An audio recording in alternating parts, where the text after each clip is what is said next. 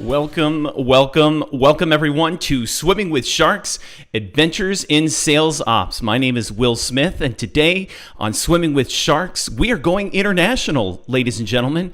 So if you are joining us today, please indicate where you are joining us from, whether that's on Facebook, whether that's on Periscope, Twitter, whether that's on YouTube. Send us a comment and let us know where you're tuning in from, and not just the social media platform. Let us know where you're tuning in from internationally or where you are located geographically.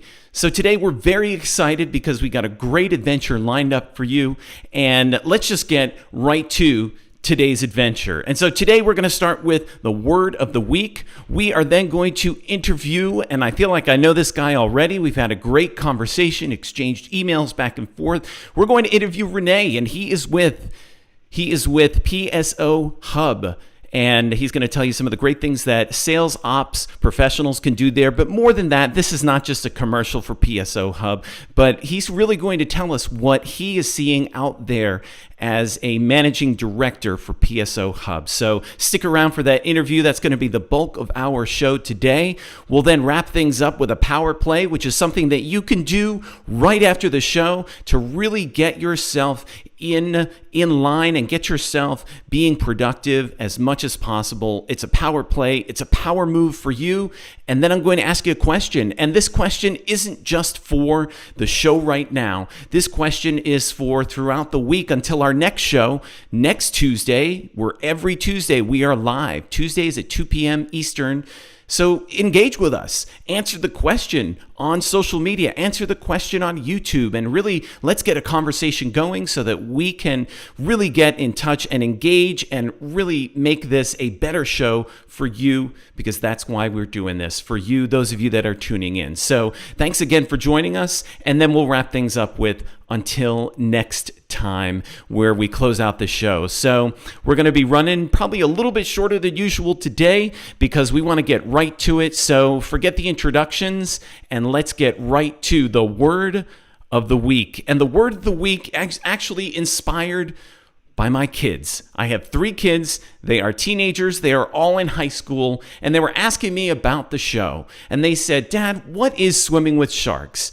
Adventures in Sales Ops." And they understand what Swimming with Sharks is. They get that. They understand that Dad is a part of the ManoByte team, but they didn't understand Adventures in Sales Ops. They were asking me, well, what is sales ops? And quite frankly, Dad, why are they adventurous? What's so special about sales ops? And so I did a little research for them, and we did this together. We made it kind of a family project because, yes, despite this very cool exterior, I am a bit of a nerd. And so what we ended up doing is basically defining sales ops, and I wanted to bring that to you today. So what does this whole basis of this show mean? Swimming with Sharks, Adventures in Sales Ops. Well, sales ops is short for sales operations, and that can include a lot of different things. But the definition that I really like actually comes from Channing Ferrer, who is HubSpot's VP of Sales Operations and Strategy. And basically, his definition of sales ops, and I like this a lot, is sales ops, they are the people that analyze the data and makes decisions. Well, what's the difference between sales ops and sales enablement? Well, sales enablement helps roll out decisions. And so if you're checking out this show after the fact, or please, if you're checking this out live, go to our YouTube channel, go to our social media, and what I'll do is I will include 2 articles. The first article is from HubSpot explaining exactly what sales ops is, and then the second article is actually from the Harvard Business Review. So check those links out after the fact when we're done with this show today. But basically, sales operations analyzes the data and makes decisions. Sales enablement helps roll out those decisions. And so one of the things that we see is sales ops is very strategic. They evaluate current strategies, which is especially important as the company tech stack, as companies are growing in all their technology, as that tech stack is growing, and salespeople are expected to be more tech savvy in their daily work. Now, sales enablement, they'll be the ones that maybe roll out a training if there is a particular salesperson or the sales team needs training on something, on a new piece of technology, for example. So sales ops professionals are very operational, they have a very operational mindset. And so one of the things that I want to point out here is that in this year, in 2020, there's probably been a big spotlight in your organization on sales operations because, frankly, whether that was in March or in April, everyone had to make this complete shift over to a total shift because of the global pandemic. And so your sales ops, now this may have been something with everybody in the company, all hands on deck, but your sales ops are the ones that probably had to shift from going from a 3D environment, being able to take somebody to lunch, being able to shake their hand and see them on a regular basis to really form that relationship. You probably had to make a shift into a 2D environment like what we're doing right now, whether it's selling on Zoom, whether it's selling on some sort of video conferencing software. And so the sales ops, those are the heroes, those are the professionals that probably made it happen in your organization. And so it's very important that you first of all give them credit. And also it's very important that these sales operations professionals have the data they need to help make decisions to help your company grow. And so this is very important, but this is why we focus in on sales operations in this particular show, because there's so much to it and we really want to focus in on that. So if you have any questions, any comments, if you think of somebody that you would like to hear to be interviewed on this show, please let us know in the comments, get in touch with us, and we'll have all that information at the end of the show. And so I want to get to our guest for today. Like I said, I feel like I know him already. His name is René, and let me tell you a little bit about him. Now, first of all, if you were at Inbound last week, Inbound 2020, HubSpot's Inbound, and you were at Nancy Riley, she is the VP and General Manager of the Ecosystem Group at HubSpot. If you were at Nancy Riley's session, Inbound session, which I believe was 5 integrations to help you grow through anything, you will know this particular, there was a little bit of a spotlight on PSOhub. And I was telling René earlier, I was talking with kind of our operations person, and we were going back and forth on Slack during this session, and we were very impressed with PSOhub. And so, but more than that, René is the not only the managing director, but he loves to travel. He loves to travel around the globe, and especially to the US. And I wish we could have had Inbound live, because I probably would have been able to meet up with him in Boston. He has one guilty pleasure, and that is Wiener Schnitzel. And he's probably going to explain exactly what that is. You probably have heard of it, but the way he describes it, well, let me just tell you folks, I'm a little bit hungry, even though I just had lunch not too long ago. He has met Arnold Schwarzenegger multiple times. I'm going to refrain from doing my dad Arnold Schwarzenegger impression and just tell you that René has been a tech entrepreneur since he was 25. That's when he got started in this whole business. He's the managing director of PSOhub. Ladies and gentlemen, please welcome to the Shark Tank, René de Jong. Welcome. Hello, Will. Thanks for having me. It is great to have you today, René. Did I pronounce your name correctly? Yes, you did. Okay, fantastic. Very good. So, René, explain to us, you told me a little bit about it, but what is Wiener Schnitzel? Wiener Schnitzel, yes. It's an Austrian dish, and although I'm not from Austria, it's really fantastic stuff. It's pork meat with a crust and mushrooms, French fries. Oh. Put it together, and it's fantastic stuff. See, I told you, you're making me hungry already. That sounds really good. Now, where are you calling in from? I believe it's like 8:00 at night where you are. Where are you joining us from today? Correct. I'm joining you from a beautiful country named the Netherlands. So I live near Eindhoven, which is a small town a little bit more to the south. Well, small. It's not that small actually, but it's in the south of the Netherlands. Yeah. Very good. So we appreciate you spending the evening with us, at least for a little bit, and joining all of us here on the show. So what How did you get to meet Arnold Schwarzenegger multiple, not just once, but multiple times? Could you give us one situation how that happened? Well, you must know that I was a 14-year-old kid and I was a big fan of Arnold Schwarzenegger. I saw Commando and that really, yeah, blew me away.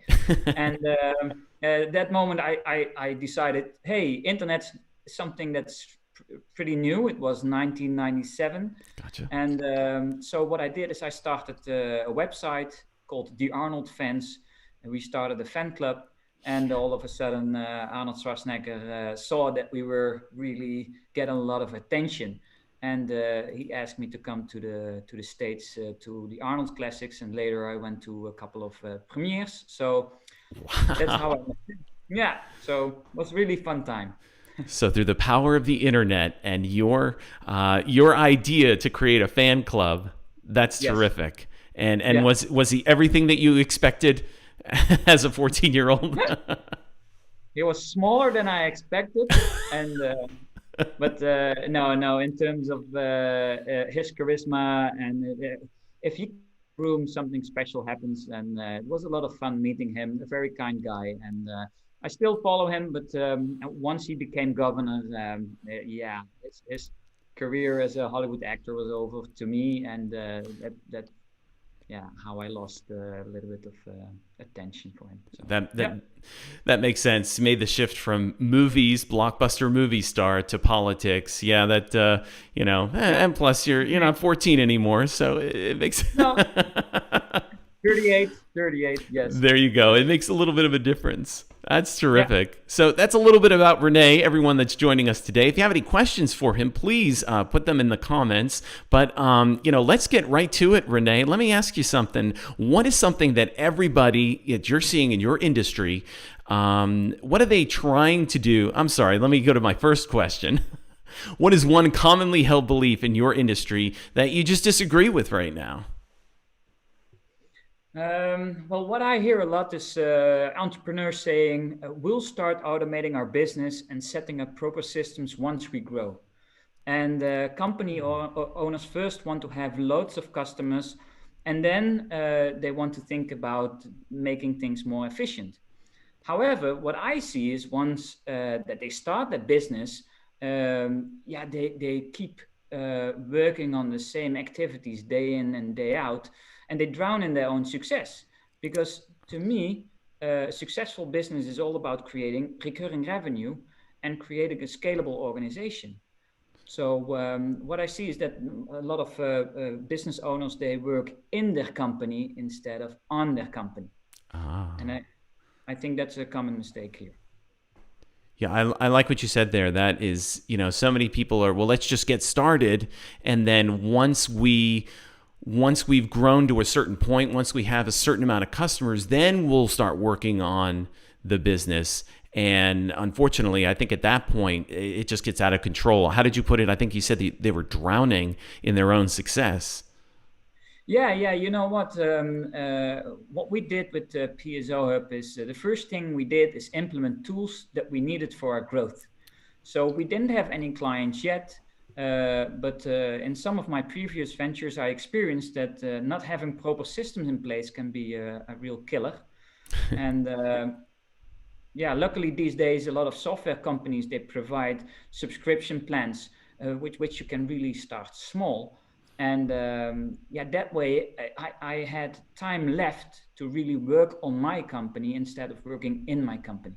I wasn't drowning in admin stuff and activities that weren't adding up to the value of growing my business. Yeah, I always think of kind of a self-fulfilling prophecy there. If you set up those systems for growth, the expectation is your company will be successful and it will grow. And therefore you are fulfilling your own destiny, your own philosophy there, that let's put those systems in place. Whereas I think what you're seeing is that a lot of people, let's just get those first 10 customers and then we'll worry about growing. Yeah, and then we'll worry about putting things in place and thinking about growth. But what they forget about is that if you want to scale your company, then you need to think about how to set up that whole ecosystem, so to say, around you, and automate your whole business from funnel to cash. because that's what I believe in. Setting up your company in a way that from funnel to cash, you have to spend as little time as possible on admin stuff.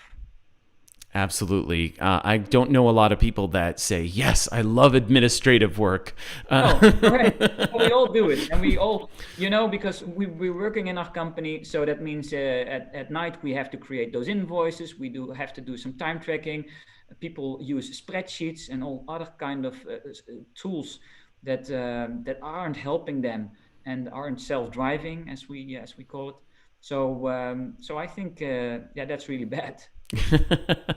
So along those lines, let's say we have a listener out there. They're checking things out. What should they stop doing? What should be the first step that they take to just what do you think they should stop doing right now?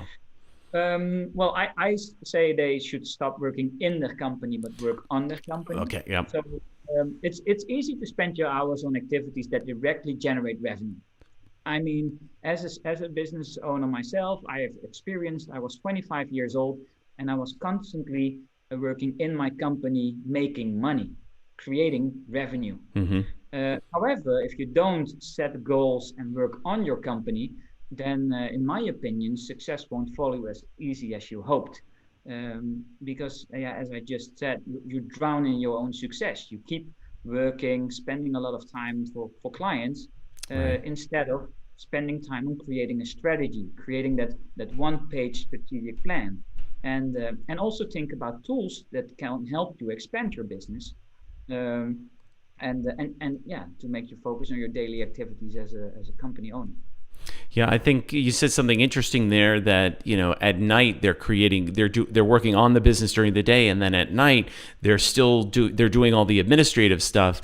It's no wonder that a lot of entrepreneurs, people that are running their own businesses, get very frustrated. There's no balance. There's no life balance there. Have you Yeah. seen people that just don't have time for family or friends or the things that they enjoy doing? Yeah, I see that all the time. I mean, what you see is, because of the continuous desire for more revenue, and Right. you as a business owner thinking that you can do everything best yourself. Yeah, that means that you're spending a lot of time on getting that revenue, but instead of managing your team, setting up that great, stellar team. I mean, creating a team is crucial for you as a business owner to spend time on activities that really matter. And having A players in your team is important to, yeah, for you as a company to become more productive. Yeah. So what should everyone start doing? What's your number one recommendation? They wake up tomorrow morning. What should they start doing? Um, First of all, they should create that one-page strategic plan. Think about the tools that can help them expand their business, and they should look at the people around them, and how they can create that stellar team, how they can create a productive environment, and also be very critical in terms of their hiring process. My mantra these days is, if there's any doubt, then don't hire that person. So doubt equals no to me, because in many situations I was like, yeah, but I need somebody right now. If I don't have this guy on my team, then I'll miss revenue. But I'm a little bit in doubt. But hey, let's just do it, and let's give it a try. But giving it a try isn't enough. To me, there needs to be a complete fit in productivity and also in culture.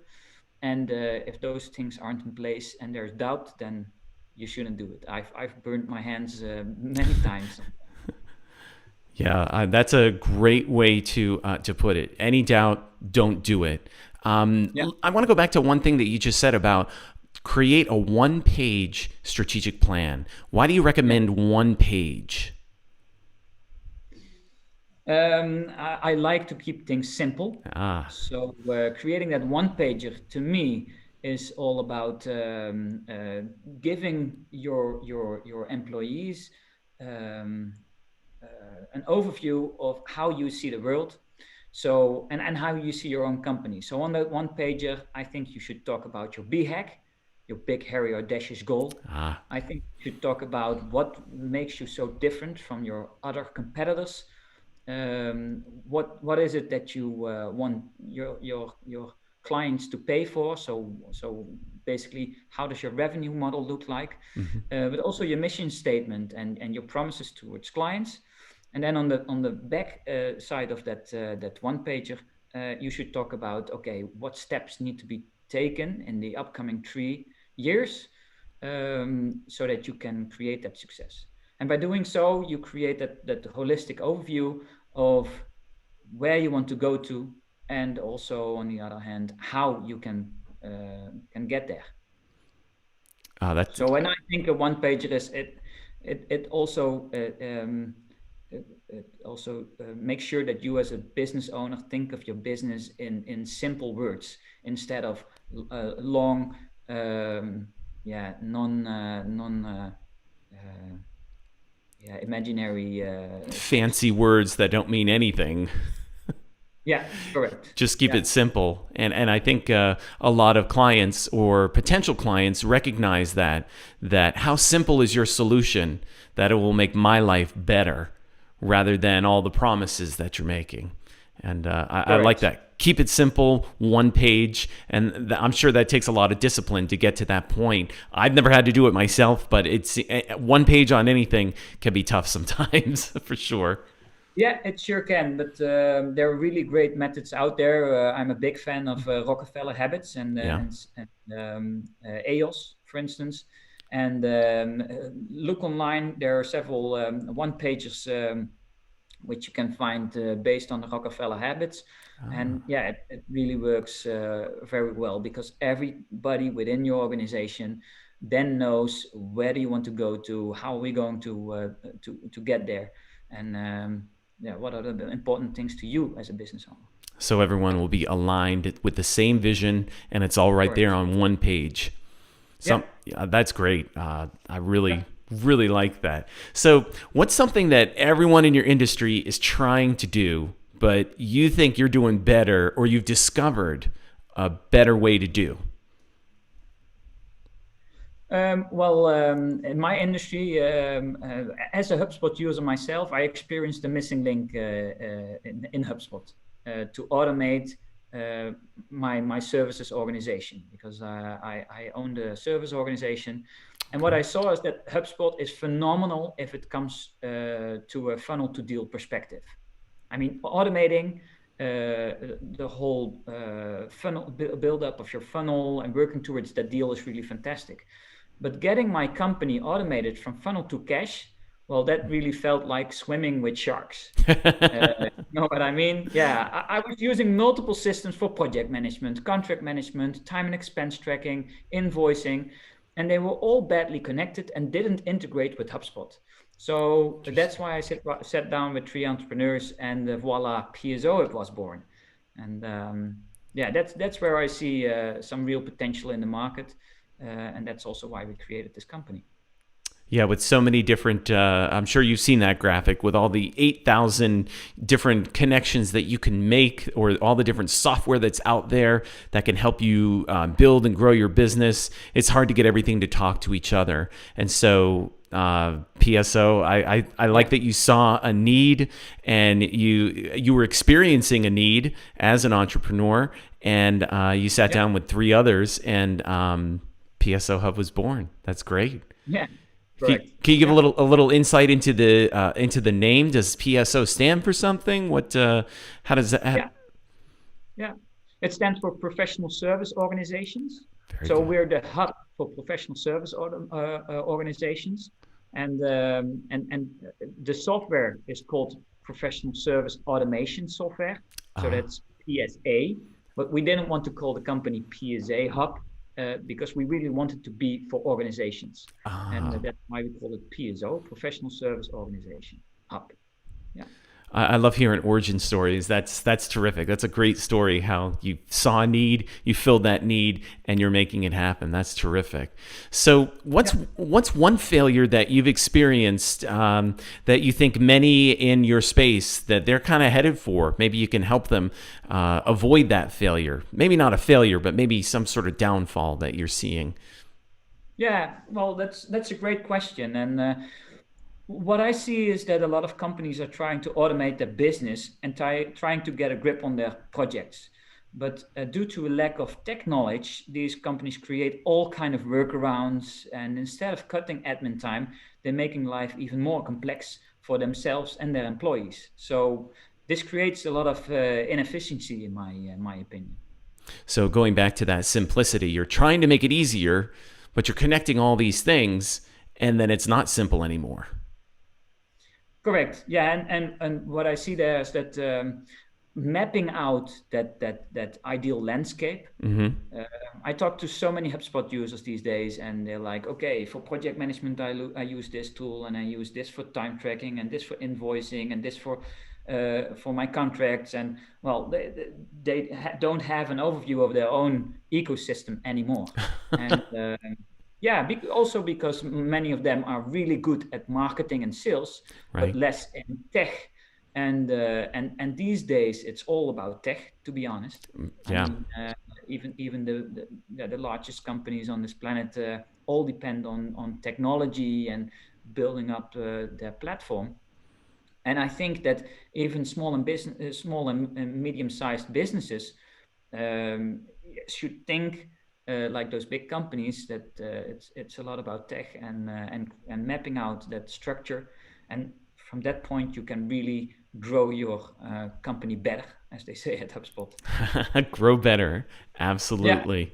What? yeah. Yeah. So, what's one resource or a tool or a channel that you think people aren't using quite right, or they're just not using it to the fullest? Yeah, well, a lot of SMBs, they're using Word, Excel, free solutions. Right. And to me, they're leaving money on the table, because if you use professional tools, then it will cost you money. I sometimes have discussion with potential clients, and they're like, Rene, 15 bucks per month, that's a lot of money. And yes, of course, 15 bucks a month is a lot of money. But when I started PSOhub, we were barely making any money, but we spent a huge amount of money on HubSpot. So I think this year alone, and we are still a startup, we spent $20,000 on HubSpot licenses. Mm-hmm. However, I make this investment with a lot of pleasure, because without this tool, I would still be playing around with Excel and spend a lot of time and money on workarounds and bad integrating solutions.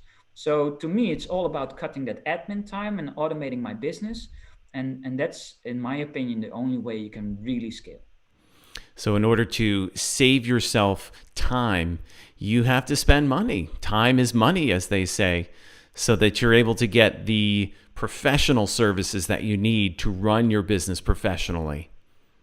Correct. Yeah, you have to pay the price, and that means that you have to look at the solutions out there, and don't try to do it all with Excel and PowerPoint, because if you're honest to yourself, then Mm-hmm. each hour that you're spending on manually doing your invoices with Excel, Mm-hmm. or letting your team put in time tracking in Excel, it all takes a lot of time, and there are so many solutions out there that automate that for you, and make your life a lot easier. So spend a little money on that. Yeah, that's my suggestion there. I like that a lot because you really you get that value back in time. And even though, yes, it costs money, Yeah, and just the think of the customer experience. If everything is working seamlessly, even if it's behind the scenes, the customer doesn't know that you know what your investment is, but they have a great experience. And correct. Yeah, and yeah. rather, Yeah, I can give you an example on that for myself. I have please, yeah. somebody writing text for us. So Hmm. she's a copywriter, fantastic girl. She's really doing a fantastic job. But each month she sends us an invoice with Excel. So she just sends us an Excel sheet, Right. and there's the invoice, and I can even edit the invoice myself, and Right. then and that's how it works. But what I have to do is I have to create a PDF out of that.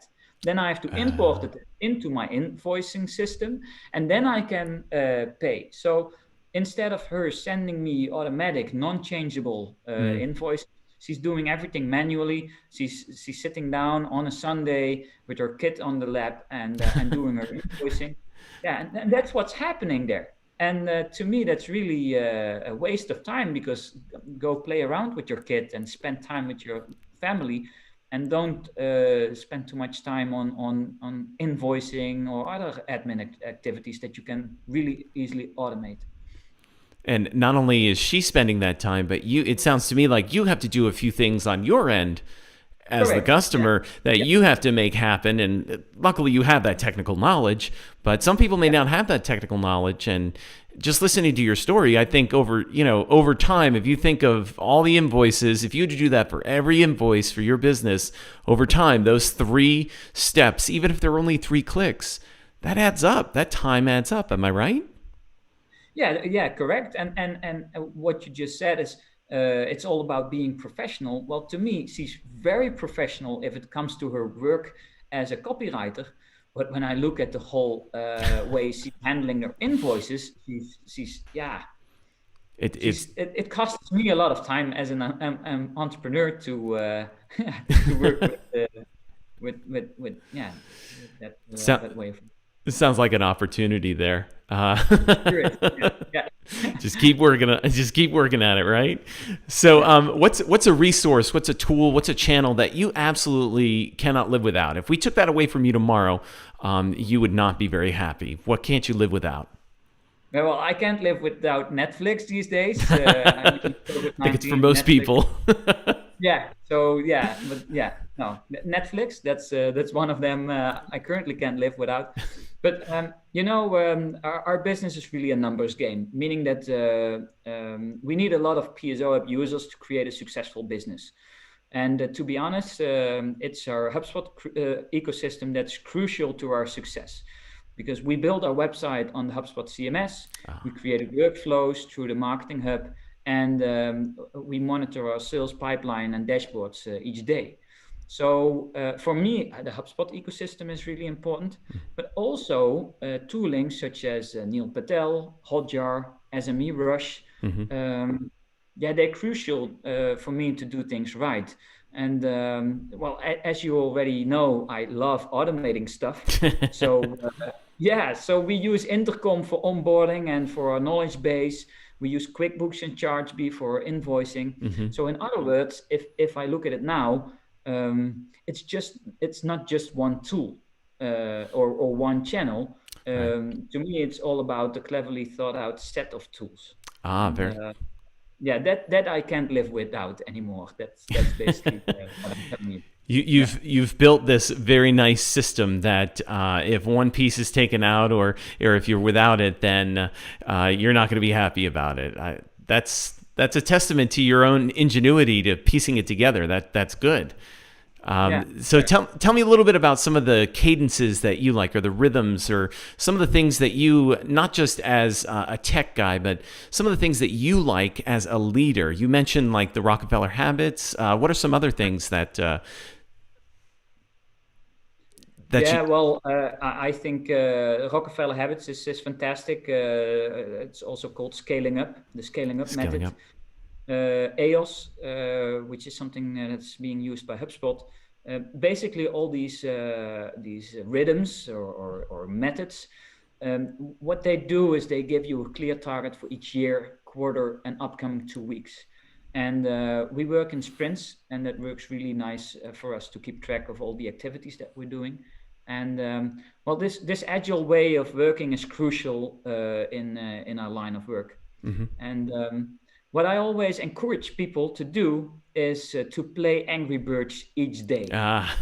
And you already mentioned it in your LinkedIn post, but for me, playing Angry Birds means that you want to reach a goal, and the first time you might miss, you change your course just a little bit, then you try again, and you keep moving as long as you can until you hit the target, you hit those bad piggies, and you go to level 2. And then in the next level, in level 2, you have to start all over again, but you can continue building up on the knowledge that you had from level 1.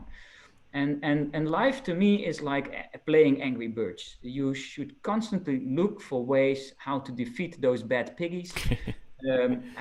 You should miss, and then you should try again, and you should do that in a really fast pace, because in this current economy, you can't sit back and relax. You really have to do things fast, learn, and then adjust. And that changing environment to me is something that's important in everything I do. Yeah, I kind of teased it a little bit in my LinkedIn post because we've had a couple of conversations now via email, and I love that analogy of play Angry Birds every day, constantly learning, learn what you need to do, and then you will defeat achieve the first level, and then you get to the next level. But building upon what you've learned, you play again. And sometimes that means changing your bird. Sometimes it means not pulling back so much on the slingshot or what have you. And I love that analogy because it's very universal. Even though Angry Birds is a bit of an older game, I have 3 teenagers, and they were still interested. They wanted to know what this meant. So I think if you can get teenagers interested in a business podcast or a business live show, I think you're doing something very good. So René, that's a great analogy. That's a great analogy. I really appreciate that. That's terrific. So tell me something that you and your team recently achieved that you're very proud of, that you guys are really proud of. Well, we launched our software and our company just 3 months ago. And so since then, it's been a real roller coaster to us. And what's cool to see is through those things that I just mentioned, automating my business, looking for ways to expand, to get more users. And what we see now is that more than 42 countries are already using our software. Wow. And that's so fantastic also of building up your software on a platform such as HubSpot. It's insane, and we're really proud of it to see what the power of software is, and also that it's accessible for everybody. And to me, it gives joy to see that we created a product that's really helping people, and helping people grow better. It's a philosophy from HubSpot, but it's also something that I really connect with, because I think through helping people, they can grow, and they can play Angry Birds even better. So. No matter what app you're playing, make sure you play Angry Birds. I think that's great. Yeah. I had no idea that it's only been 3 months and 42 countries, and that's probably only going to get bigger because you had that great shout out during Nancy Riley's inbound session about integrations that can help you grow through anything. Did you know that she was going to mention that in her session? Yes, I was notified before the session because she wanted us to join for any questions. But when we got the call or the email from HubSpot telling us, "Hey guys, we want to highlight your integration because we're really enthusiastic about it," we were jumping on our couches. That's fantastic. I mean, that's that's what you're doing it for, that people recognize your work, and that they enjoy using the tools that you create for them. Oh, I think it's just going to get. I'm really glad you were able to join us today, because I think you and your fellow your team over there at PSOhub, I think you guys are going to get pretty busy pretty quickly, especially after that shout out from HubSpot during Inbound 2020. So congratulations, and thank you so much for joining us today on Swimming with Sharks. I hope that everyone that's listening, everyone that's watching, you guys play Angry Birds just like René and myself. I'm going to go play Angry Birds when the show's over, because it's been a while for me, but I love this show. So thanks again, René, for joining us, and we appreciate you being here today. So enjoy the rest of your evening, since it's later there, and thanks for being with us today. Well, thanks for having me, and good luck with your show. Thank you very much. Thanks for being on it. Okay. We'll see you later. Take it easy. Yo. Bye-bye. Bye now.